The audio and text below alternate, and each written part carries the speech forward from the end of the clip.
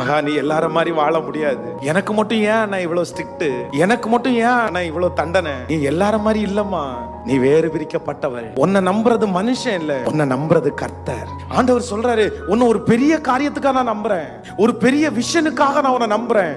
ஆனா சாதாரணமான இந்த மண்ணுக்காக நான் கொடுக்க போகிற மாணிக்கத்தை விட்டுறாதப்பா. உன் கையில பெரிய பெரிய பொறுப்புகள் எல்லாம் கர்த்தர் கொடுக்க போறாரு. நீ 5 நிமிஷம் போய் நின்று பேசினா போதும், நிறைய பேருடைய துக்கம் மாறுற அந்த அபிஷேகத்தை கர்த்தர் மேல வச்சிருக்கிறாரு. உன் மேல ஆண்டவர் வச்ச அழைப்பு வித்தியாசமானது. ஏன் என்கிட்ட ஆண்டவர் ரொம்ப எதிர்பார்க்கிறாருன்னு நீ கேட்டல, ஆனா ஆண்டவர் என்ன சொல்றாருன்னா, உன் ஃப்ரெண்ட மாதிரி இல்ல, நீ டிஃப்ரெண்ட், நீ வித்தியாசம். உன்னை நான் பெரிய காரியத்துக்கு நம்புறேன்.